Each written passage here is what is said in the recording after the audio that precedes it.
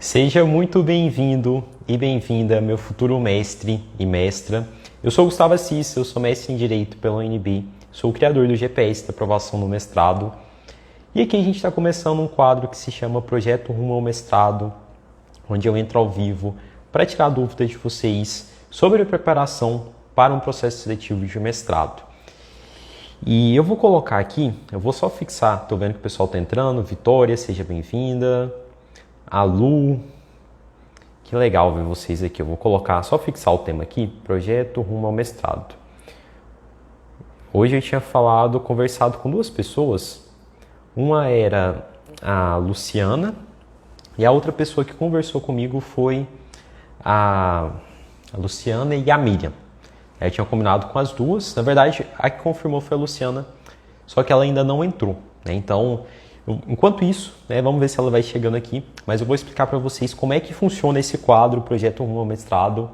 Esse foi um quadro que eu criei, basicamente com a finalidade de dar uma verdadeira mentoria para você de forma gratuita, para pessoas que têm esse sonho de ingressar em um programa de mestrado.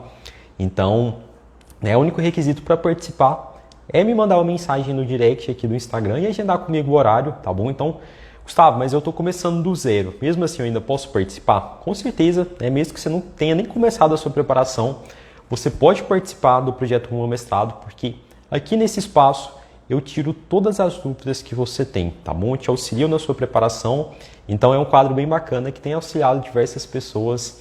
É claro que não dá para, nesse espaço que a gente está aqui, para deixar aberto para todo mundo que quiser, porque realmente, assim, para poder dar uma atenção com mais qualidade, a gente precisa limitar a quantidade de vagas, mas, enfim, nos últimos tempos ninguém ficou de fora não. Me manda uma mensagem no direct, que com certeza eu vou estar trazendo você aqui para participar comigo. A gente vai encontrar uma agenda para você participar. Hoje a gente tinha combinado com a Luciana, como ela ainda não chegou, eu vou conversar com vocês sobre dúvidas que foram surgindo, dúvidas que surgem de pessoas que me encaminham no direct e que aqui na live a gente também tem a oportunidade de aprofundar, tá bom? Se a Luciana chegar, a gente já coloca ela aqui na live e a gente já muda um pouquinho do foco, tá bom? Do nosso bate-papo aqui. Mas por enquanto, como a Luciana, tô vendo que ela não tá por aqui ainda, a gente foca um pouquinho nessa questão desses pontos que algumas pessoas conversaram comigo pelo direct. Primeiro ponto que eu quero conversar em relação às etapas. Eu vejo que muitas pessoas ainda têm uma dificuldade em saber quais são as etapas de um processo seletivo de mestrado. Então a gente vai falar um pouquinho sobre etapas de processo seletivo de mestrado. E outro ponto que a gente vai conversar é acerca de como realizar buscas, como encontrar materiais mais específicos para a sua pesquisa, tá bom? Então, primeiro ponto, sobre as etapas. Gustavo, como é que funcionam as etapas dos processos seletivos de mestrado? E essa é uma resposta que ela depende muito do programa que você vai se candidatar, porque cada programa ele tem a sua liberdade de montar o edital da forma que ele achar mais pertinente. Então, tem programas, por exemplo, que tem apenas duas etapas, etapa de projeto e entrevista. Já há outros programas que tem, por exemplo, uma etapa de projeto, prova dissertativa, prova de idiomas, entrevista, análise curricular.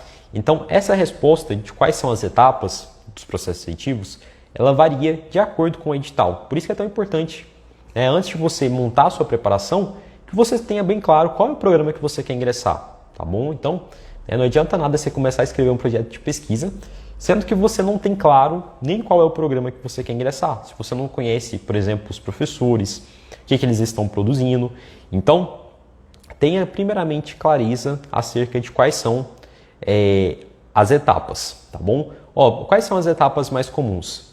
Carta de motivações e intenções, projeto de pesquisa, prova de idiomas, prova de conteúdo de conhecimentos específicos, entrevista e análise curricular, ou barema, ou conhecido como barema. Então, eu vejo que essas são as 6 etapas mais comuns em um processo seletivo de mestrado. Eu estou olhando um pouquinho para o lado porque eu estou com a colinha aqui para não esquecer os pontos para a gente conversar, tá bom? Então, carta de intenções, projeto de pesquisa, prova de idiomas, prova de conteúdo e conhecimentos específicos, entrevista e análise curricular, ou conhecido também como barema. São essas as etapas aí mais comuns. E eu vou falar um pouquinho sobre cada uma, tá bom? E a gente pode entrar depois na pergunta da Marília. Como eu comecei já falando sobre a questão das etapas, depois a gente entra na dúvida aqui da Marília sobre a questão do fechamento da entrevista. Pessoal, carta de intenções. Carta de intenções. Qual é o objetivo da carta de intenções? É mostrar para os professores que você... mostrar para os professores o porquê que você quer aquela vaga. Por que você merece aquela vaga. Então, na sua carta de intenções, você vai se apresentar, falar quem é você, quais são as suas experiências, e não é simplesmente contar tudo, colocar lá de uma forma aleatória. É colocar experiências que tenham um diálogo com a vaga que você está pretendendo concorrer, tá bom? Então, busque na sua carta de intenções fazer uma apresentação, e essa apresentação ela tem que estar conectada com o objetivo ali da sua vaga, daquela vaga que você está concorrendo. Então, mostre experiências que você tenha, seja acadêmicas, seja profissionais, que mostre que você realmente é um candidato ali que merece aquela vaga de mestrado. Além disso, você vai mencionar, além de fazer essa apresentação pessoal, você vai mencionar o porquê, como que você pode contribuir com o programa, tá bom? Então, além de você fazer a sua apresentação, se apresentar, mostrar qual é o porquê que você quer ingressar naquele programa de mestrado, você também vai mostrar como que você pretende contribuir com o programa. E essa é uma parte bem importante que os candidatos às vezes negligenciam, tá bom? Então, mostre que você é realmente uma pessoa proativa, mencione, se coloque à disposição do programa para realmente contribuir com a evolução, seja produzindo artigos, participando de congressos e mostrando que você realmente não vai fazer apenas o feijão com arroz ali no mestrado, que é realmente escrever sua dissertação, assistir às aulas, que é algo obrigatório, tá bom? Então essa é a primeira etapa, carta de intenções. A gente inclusive já fez lives sobre isso. Lá no GPS tem conteúdo específico sobre isso, que é meu programa de mentoria. Tem um conteúdo lá bem denso, só ensinando a escrever carta de intenções. E a gente ficaria aqui 1 hora tranquilamente só conversando sobre isso, como elaborar a sua carta de intenções. Mas esse não é o objetivo. O objetivo aqui é o quê? É passar por todas as etapas de uma forma sintética. Depois a gente tem o projeto de pesquisa. O projeto de pesquisa, como o nome já diz, você está projetando a sua pesquisa, está projetando. A pesquisa, de fato, você vai fazer quando você estiver no mestrado. Mas o que você faz antes é o quê? Projetar a sua pesquisa. Através do próprio nome já diz, projeto. Então, ali no projeto você vai dizer para o programa o que você pretende pesquisar. Qual é o seu tema? Qual é o seu problema? Qual é a sua hipótese? Qual é a sua justificativa? Qual é o seu marco teórico? Qual é a sua metodologia? Quais as referências você vai utilizar? Tudo isso vai estar lá no seu projeto. E os professores, o que eles estão esperando de você? Um projeto que seja consistente, um projeto que esteja bem redigido, um projeto que dialogue com o programa, que esteja ali realmente aderente ao programa, as linhas, as produções dos professores, um projeto que realmente traga alguma contribuição, que não seja mais do mesmo. Então, essa é a etapa de projeto. Lá dentro do GPS da aprovação do mestrado, que é meu programa de mentoria, tem um módulo inteiro, são 17 aulas, onde eu ensino o projeto passo a passo, como que você elabora um problema, hipótese, bem passo a passo, é bem bacana. Então, em síntese, essa é a etapa de projeto, geralmente é a etapa mais importante do seu processo seletivo e que você tem que escrever com muita atenção. Realmente, não é simplesmente abrir o Word e começar a escrever no que você quer. Não, você tem que parar primeiro, olhar lá no programa, se dedicar, conhecer o programa a fundo, os professores, produções, para depois você pensar em como elaborar o seu projeto, tá bom? E escrever esse projeto de uma maneira persuasiva. Não é simplesmente projeto. Você encontra informações em livros de metodologia por aí, mas você não vai encontrar algo específico sobre como escrever um projeto para uma seleção de mestrado, muitas vezes em livros, tá bom? Então, esse é um diferencial do GPS, da gente sempre estar pensando nessa elaboração de uma maneira específica e nichada para um processo seletivo de mestrado. Prova de idiomas é uma etapa também bastante comum. Prova de idiomas, pessoal, ela não é uma etapa, em muitos processos seletivos, ela vai ser apenas uma etapa eliminatória. Ou seja, basta que você tirar nota 7, você já está aprovado. Só que, beleza, você tirou 7 e o seu concorrente tirou 8. Ele está na sua frente por conta da prova de idiomas? Não. não em muitos processos seletivos que não adotam, né, a etapa de idiomas também como etapa classificatória, apenas como eliminatória. Então, se o concorrente tirou 8, você tirou 7, e o processo seletivo adota a etapa de idiomas apenas como etapa classificatória, beleza. O seu concorrente ele não vai estar na sua frente, tá bom? Então, é importante ter essa consciência. Prova de idiomas não é aqui prova do TOEFL, que você tem que dominar as 4 competências, você tem que saber falar, tem que saber escrever, tem que compreender. Não. A prova de idiomas de um processo seletivo de mestrado é uma prova muito mais simplificada. É muito mais simplificada. O que os professores querem de você é um conhecimento instrumental, que a gente chama de instrumental, que é o quê? É basicamente você conseguir pegar um artigo ali, ler aquele artigo, seja em inglês, seja em espanhol, o idioma que você escolher ali para o processo seletivo, e conseguir ler esse texto e extrair as principais informações chaves para responder algumas questões. E por que isso é importante? Porque quando você estiver no mestrado, muito provavelmente você vai trabalhar com bibliografias internacionais, seja em inglês, seja em espanhol, então é interessante que você tenha esse conhecimento instrumental. Só que os programas eles não estão exigindo dos candidatos fluência, tá bom? Não é fluência e também não é um teste a nível TOEFL, né, que é para quem quer estudar fora do país. A nível, né, para o pessoal que quer estudar fora do país, tudo bem. E você vai ter que ter um conhecimento mais profundo, né, mas aqui para o Brasil, né, você tendo esse conhecimento instrumental, você já consegue ter êxito em diferentes programas, né, em diferentes programas você já consegue ter êxito. Outra etapa que a gente tem é a prova de conteúdo ou de conhecimentos específicos. Deixa eu só beber uma aguinha aqui para a gente continuar.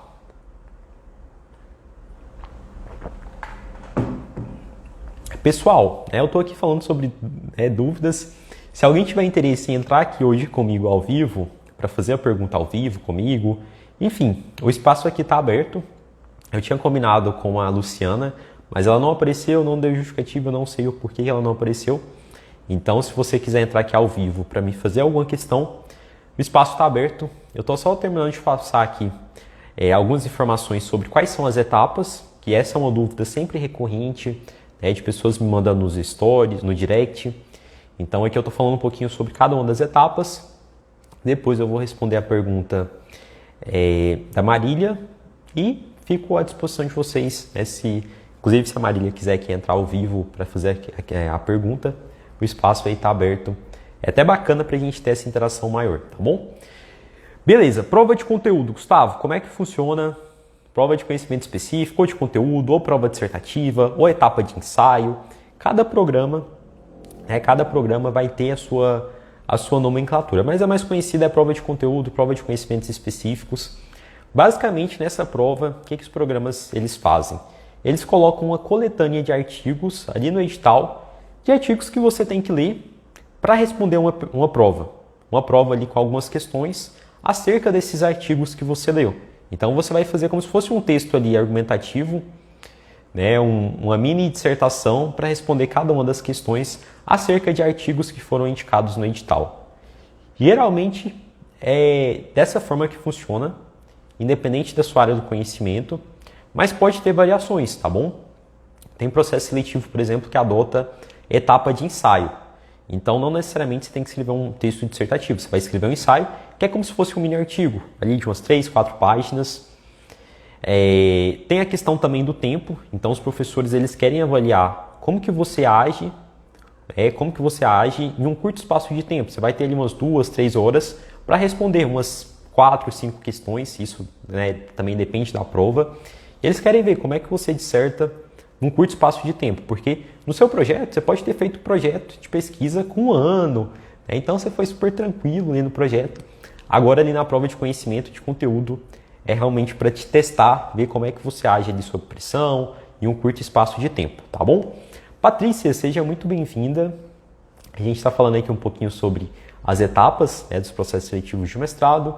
Depois a gente vai entrar na dúvida lá da Maria sobre como fazer o fechamento para a etapa de entrevista e a gente também está aqui aberto para quem quiser entrar aqui ao vivo comigo para fazer alguma pergunta, enfim, o espaço aí está aberto. Como a nossa convidada, que era a Luciana, ela não está aqui presente, então o espaço aqui está aberto também para quem quiser estar entrando ao vivo ou mandando a sua dúvida aí no chat para a gente conversar. Então, basicamente, essa é a prova de conteúdo. que eu te recomendo para quem quer estudar para essa prova de conteúdo? Olha as provas anteriores. Olha as provas anteriores. Inclusive, muitos programas, o que eles fazem? Eles colocam um espelho de resposta esperada. Então, se você pegar a prova anterior, possivelmente você vai encontrar um espelho de resposta padrão. E a partir dessa resposta padrão, você vai conseguindo estudar. Você vai conseguindo montar a sua preparação. Esse é um módulo, essa prova de conteúdo, a gente inclusive tem um módulo lá dentro do GPS específico só para a prova de conteúdo, para você aprender a se preparar, para você aprender a estruturar a sua resposta, tá bom? Existem algumas técnicas para você elaborar a sua prova, a sua resposta ali na prova dissertativa, como por exemplo fazer citações indiretas com os textos que estão indicados no edital. Tem toda uma estrutura que você tem que utilizar nessa prova de conteúdo, mas aqui eu estou passando só um geral para que vocês tenham noção acerca de como que funciona essa etapa. Milena, seja muito bem-vinda. Aline, Maria. Outra prova que a gente tem é a prova da entrevista, é uma etapa que a gente tem da entrevista. Geralmente ela vai ser a última etapa dos processos seletivos ou a penúltima. Tem processo seletivo que coloca como última etapa a prova de análise curricular, a etapa de análise curricular, mas geralmente a entrevista vai ser a sua última etapa. Na entrevista, o que os professores estão esperando? Eles estão esperando não só que você mostre domínio do seu projeto. Esse é o básico. Você tem que dominar o seu projeto. Ali, no momento da entrevista, os professores vão saber se de fato foi você que escreveu o projeto ou se foi um terceiro, se foi uma outra pessoa. E acontece, gente, tem pessoas que infelizmente pagam para outras fazerem um projeto. Só que vai chegar na entrevista, essa pessoa não vai conseguir sustentar aquilo que ela não escreveu, porque ela não vai ter base. Então, tome muito cuidado com essa questão. Na entrevista, você tem que dominar o seu projeto muito bem. E além disso, os professores querem saber quem você é. O que você acredita, quais são os seus planos com o mestrado, por que você quer aquele mestrado em específico. Então, são todos pontos aí muito importantes para você considerar na sua preparação. Não negligencie e se prepare com antecedência. Essa é uma etapa muito importante, geralmente vai ser o divisor de águas. Faça uma apresentação pessoal mostrando você a sua trajetória, mostrando que tem alguma experiência na sua trajetória que se conecta com a vaga que você está concorrendo. Então, se você está concorrendo a vaga X, você pesquisa sobre o tema X, conte lá na entrevista alguma das suas experiências profissionais ou acadêmicas que se relacionam com a vaga que você está pretendendo concorrer, para mostrar para os professores que você não tirou um tema, você não tirou um projeto da sua cachola, do nada. Você teve algo ali que te estimulou a ir além, a pesquisar. Por exemplo, meu mestrado, a minha pesquisa envolvia defensoria pública. Defensoria pública. Então, por que eu fui falar de defensoria? Porque eu tinha uma vivência profissional da defensoria enquanto estagiário. Então, foi algo que eu destaquei na minha fala ali no momento da entrevista. E da mesma forma que você. Mas, Gustavo, eu não tenho experiência profissional, não tenho experiência acadêmica, o que eu faço? O que eu te recomendo? Participa pelo menos de um congresso antes do seu processo seletivo. Participa de pelo menos um. Você fala, professores, eu já comecei a participar de congressos nessa área, fui participando de congressos nessa área que eu cheguei nesse tema. Então, não tem desculpa. Hoje a gente tem um monte de congresso aí virtual que vocês podem participar da sua casa, inclusive em outros países. E, enfim, basicamente a entrevista dos professores querem saber se é você realmente que escreveu o seu projeto, se você realmente tem um domínio do seu projeto, em que medida o seu projeto contribui para o programa, em que medida o seu projeto traz uma inovação para o programa. Se você realmente tem tempo para conseguir realizar a sua pesquisa, tem pessoas que escrevem, que fazem recortes que são muito amplos, então que você não vai conseguir desenvolver durante 2 anos. Você vai precisar, por exemplo, de 4 anos ou até mais. Os professores não vão te escolher, então tem que ter um recorte ali muito bem delimitado para você não cair numa vastidão. Se os professores perceberem que seu projeto ele não está bem delimitado, você vai ser reprovado. E é por isso que eu tenho lá dentro do GPS, no módulo de projeto, como que faz as delimitações temporal, espacial, material, para evitar, para fazer com que os mentorados evitem esses erros que são muito comuns. Alan, seja muito bem-vindo. Jorge, que legal ver vocês por aqui. A Patrícia está falando aqui, que legal. Obrigado, Patrícia. Que bom que você está gostando do conteúdo. Deixa eu só beber uma aguinha aqui para a gente continuar.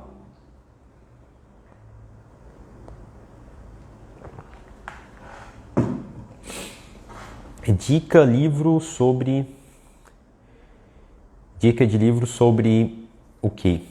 Sobre qual assunto? Análise curricular, pessoal. Análise curricular é a última etapa que a gente tem nos processos seletivos de mestrado. E nessa última etapa da análise curricular, ou que alguns processos seletivos chamam de barema, nessa etapa, basicamente, o que os professores vão fazer? Eles vão pegar o seu currículo e vão pontuá-lo. Na realidade, você faz essa autopontuação. Geralmente, como é que funciona?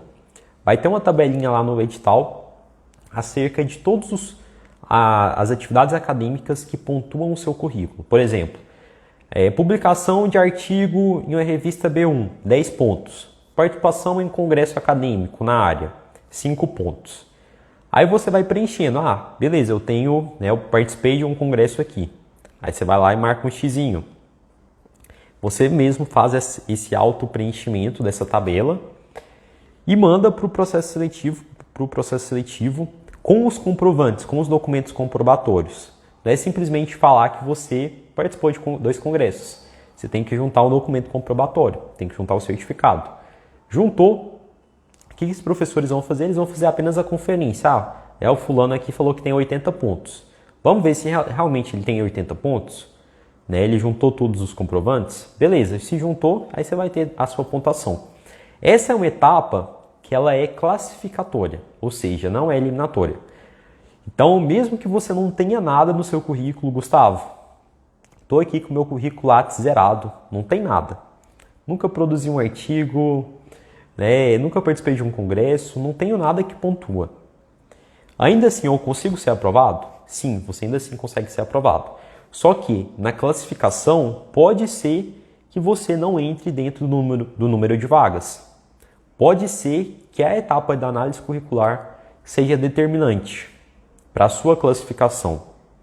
Então, não significa que você foi aprovado em todas as etapas que você vai estar classificado dentro do número de vagas. Você precisa ter a somatória das suas médias para que você consiga ficar dentro de uma posição que esteja dentro do número de vagas. E acontece, isso acontece muito em concurso público, de pessoas que são aprovadas, mas não classificadas dentro do número de vagas. Aí não adianta, ser aprovado e não ser classificado. Então dê atenção para a análise curricular. Lá no GPS, no meu programa de mentoria, eu ensino sobre currículo Lattes, como criar o seu currículo Lattes, como melhorar o seu currículo Lattes, estratégias de curto, médio e longo prazo para você melhorar o seu currículo Lattes. Te ensino a preencher elemento por elemento, é um módulo bem completo. E também te ensino sobre a questão da escrita de artigos, que é um ponto aí bem importante para quem quer chegar em um processo seletivo de mestrado muito bem preparado, sabendo produzir artigos e enfim. Então o GPS ele tem toda essa estrutura para auxiliar os candidatos em cada uma dessas etapas que a gente está conversando aqui. É claro que cada uma dessas etapas, se a gente realmente fosse destrinchar, só a questão da carta de intenções, a gente gastaria aqui no mínimo 1 hora. Então, cada etapa, projeto de pesquisa, por exemplo, são 17 aulas que a gente tem lá no GPS, então não daria para a gente destrinchar tudo aqui. Da mesma forma, prova de idiomas, entrevista. Aqui eu estou tentando fazer o quê? Um overview, uma visão geral para vocês acerca de quais são as etapas. E eu vou recapitular novamente para o pessoal que chegou depois. A gente tem uma carta de intenções, projeto de pesquisa, prova de idiomas, prova de conteúdo ou de conhecimentos específicos, entrevista e análise curricular. Essas são as 6 etapas mais comuns que a gente tem em processos seletivos de mestrado. Gustavo, todos os processos seletivos de mestrado vão ter essas 6 etapas? Não. Vai depender do processo seletivo que você estiver concorrendo. Já vi processo seletivo apenas com etapa da análise do projeto, que não tinha nem entrevista. Então, onde que você vai encontrar essa informação acerca de quais são as etapas que vai ter no seu processo seletivo? No edital ali daquele programa de mestrado que você for concorrer. Combinados? Beleza, pessoal, matamos essa parte aqui sobre as etapas, né, dos processos seletivos, as etapas mais comuns, como que você, né, e qual que é a finalidade de cada uma dessas etapas, mas não tinha como a gente falar, né, sobre como que você se prepara para cada um, porque, enfim, a gente ficaria aqui um dia e não daria tempo de falar tudo sobre isso. Mas vamos entrar agora na pergunta da Marília. Deixa eu puxar aqui. Eu vi que o Gustavo entrou aqui, seja bem-vindo. Macerdoli também. Deixa eu puxar aqui, só para não esquecer, a pergunta dela sobre... Gustavo, se você puder, queria uma dica sobre fechamento da entrevista.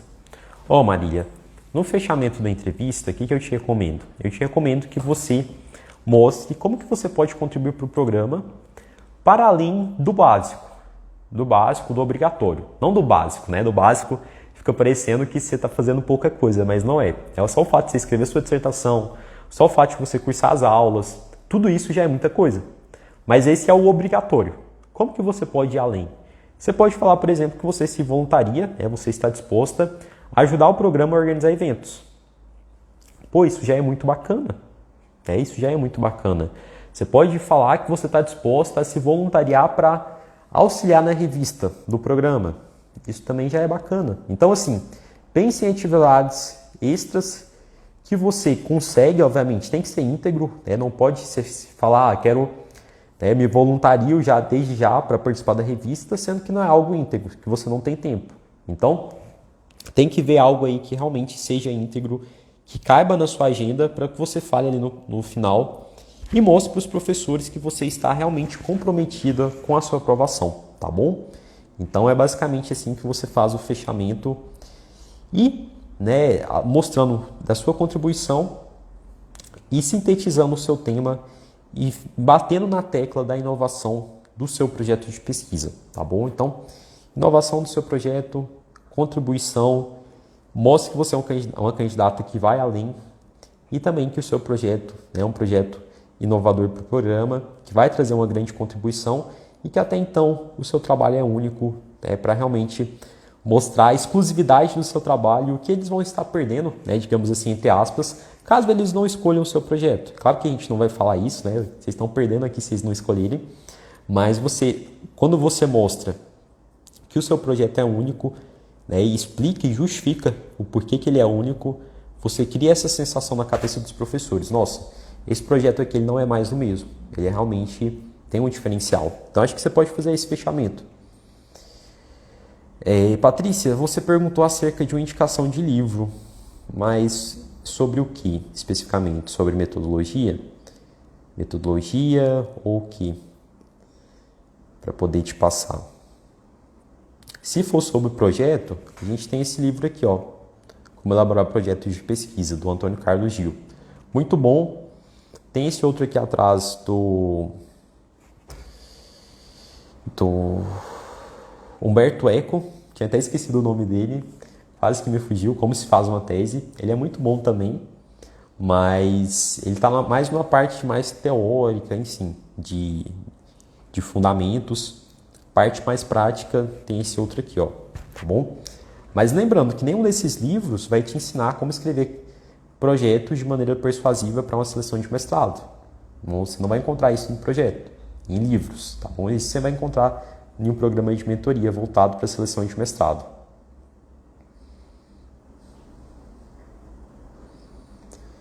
Tem como pegar para mim tirar um print?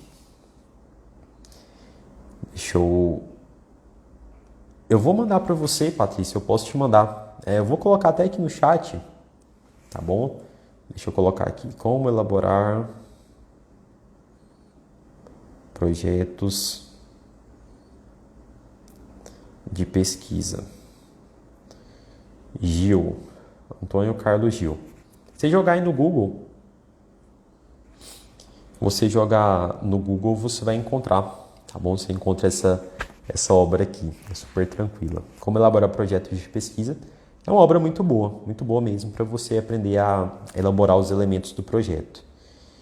A Patrícia colocou aqui, muito obrigado.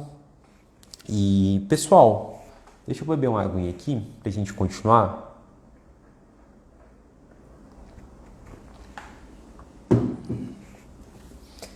Uma outra dúvida que surgiu essa semana no meu direct, que eu quero compartilhar aqui com vocês, deixa eu pegar aqui, sobre como filtrar a bibliografia que a gente tem que ler. Eu sei que, né, vocês têm consciência disso, não sei se vocês têm consciência disso, mas todos os anos são publicados milhões de artigos. Se você for pegar em diferentes áreas do conhecimento, são milhões de artigos.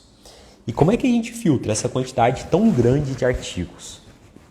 Como é que a gente faz para filtrar? O que a gente tem que ler? Essa é uma dúvida que eu tinha, né? Chegava lá no Google Acadêmico, 1 milhão de artigos, colocava um tema lá que eu queria pesquisar, 1 milhão de artigos. Como que eu vou filtrar? O que eu devo ler? Pensando em um contexto de mestrado, primeira coisa, leia os últimos artigos do seu potencial orientador. Ali você já vai conseguir fazer um filtro muito grande do que é realmente importante para você ler. Então você vai entrar lá no currículo do professor, busca lá os últimos artigos, joga lá no Google, encontra esses artigos e começa a ler. Aí você já vai conhecer o professor. Você vai saber realmente o que ele está pesquisando, quais são os autores que ele utiliza. Segundo ponto. Quando você estiver lendo o artigo do professor, do seu potencial orientador, olha lá as bibliografias, olha lá a parte de referências. Olha quais são as obras, quais são os conceitos chaves desse artigo que você está lendo, que é importante, que o professor considera importante. E vai atrás, depois que você finalizou de ler o artigo do seu futuro orientador, vai atrás dessas obras que você está vendo que é importante para o professor. Terceiro ponto, que você vai utilizar, né, do que você vai ler. Aquelas bibliografias que são indicadas no edital. Estão indicadas no edital, por exemplo, para a prova dissertativa. Você não vai deixar para ler esses artigos só quando você for para a prova dissertativa. Você já vai começar a estudar antes. Por quê? Porque muito possivelmente essas bibliografias também vão ser úteis para o seu projeto de pesquisa. Combinado? Outro ponto. Bibliografias indicadas em grupos de pesquisa. Então, entrou em um grupo de pesquisa, naquela área que você quer pesquisar, que você tem interesse, e vê o que o pessoal está produzindo, vê o que o pessoal está estudando. Geralmente tem encontros nos grupos de pesquisa, sempre os grupos mandam lá sugestões de leituras prévias, pega lá aquela bibliografia e começa a estudar. Isso com certeza vai te auxiliar. Gustavo, mas eu estou afastado da vida acadêmica, eu não sei participar de grupo de pesquisa. Lá no GPS a gente tem um conteúdo específico, especialmente para quem está fora da academia, para conseguir voltar a participar de grupos de pesquisa. Então, é possível sim, é possível sim que você consiga participar de um grupo de pesquisa, mesmo que você esteja afastado da vida acadêmica. E por último, o quinto ponto é você encontrar artigos específicos sobre o seu tema em boas bases de dados, como por exemplo o Google Acadêmico, Cielo, Redalyc. Tem algumas que são mais específicas para algumas áreas do conhecimento, como por exemplo a PubMed, para o pessoal da saúde. Tem uma que é boa, que também é geral, a Biblioteca Brasileira de Teses e Dissertações, é muito boa. E você vai começar a buscar por artigos específicos. E o que eu te recomendo para você encontrar artigos, fazer buscas mais precisas? Que você aprenda sobre como fazer buscas em base de dados com operadores booleanos. Os operadores booleanos são AND, NOT e OR. Então, aprende lá um pouquinho sobre isso, que você consegue fazer buscas mais precisas. Às vezes você pega uma palavra, vou pegar um exemplo aqui do meu tema de pesquisa. Acesso à justiça. Eu colocar acesso à justiça no Google Acadêmico, por exemplo, vai aparecer 1 milhão de resultados. Só que se eu colocar acesso à justiça, entre aspas, porque é uma palavra, é mais de uma palavra. Então eu vou colocar entre aspas e coloco lá acesso à justiça, entre aspas, AND, que é um operador booleano, AND, e vou colocar defensoria pública. Defensoria pública também, entre aspas, porque é um termo composto.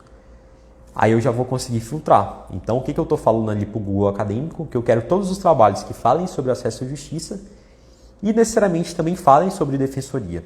Então eu já vou conseguir sair daquele 1 milhão de artigos e, sei lá, eu reduzo para 1 milhão. Não, eu reduzo para 100 artigos. Sei lá, eu saio de 1 milhão e reduzo para 100 artigos. Aí eu quero especificar ainda mais, Gustavo, como é que eu faço? Então eu falei aqui no nosso exemplo, acesso à justiça, entre aspas, AND, defensoria pública também, entre aspas, e eu quero limitar mais. Eu não quero nenhum trabalho que fale sobre deixa eu pensar aqui sobre pandemia. Não quero trabalho que fale sobre acesso à justiça e defensoria na pandemia. O que eu vou fazer? Acesso à justiça, entre aspas, END, defensoria, entre aspas, NOT, que é outro operador booleano, NOT, e vou colocar pandemia. Pandemia não precisa ser entre aspas porque é apenas uma palavra. Então, o que eu estou dizendo para o Google Acadêmico? Ó, Google Acadêmico, busque todos aqueles trabalhos que falem sobre acesso à justiça e defensoria pública, mas eu não quero nenhum trabalho que fale sobre pandemia. Estou cansado de pandemia, não quero nenhum trabalho sobre pandemia, quero trabalhos, enfim, mais gerais. Aí você consegue filtrar ainda mais. Tá vendo? Tanto que é bacana esses operadores. E tem muito material na internet que vocês encontram, tá bom? Pessoal, acho que a gente não tem aqui mais nenhuma dúvida. Eu quero reforçar com vocês a importância de vocês participarem aqui do projeto Rumo ao Mestrado ao vivo comigo. Eu prefiro quando vocês entram ao vivo, a gente interage. Eu tinha combinado com uma pessoa que infelizmente não participou, não justificou por que não iria participar. Mas se você tem interesse em participar aqui ao vivo comigo, me manda uma mensagem no direct, encerrando essa live aqui agora, para a gente agendar a sua participação. Você vai poder entrar aqui ao vivo comigo e eu vou poder te auxiliar de uma forma bem próxima, tirando e esclarecendo as suas dúvidas. Combinados? E com isso a gente encerra mais um projeto Rumo ao Mestrado, que é esse quadro onde eu entro aqui ao vivo e tiro todas as suas dúvidas sobre a preparação para um processo seletivo de mestrado. Qualquer dúvida, estou à disposição de vocês, tá bom, pessoal? Um grande abraço.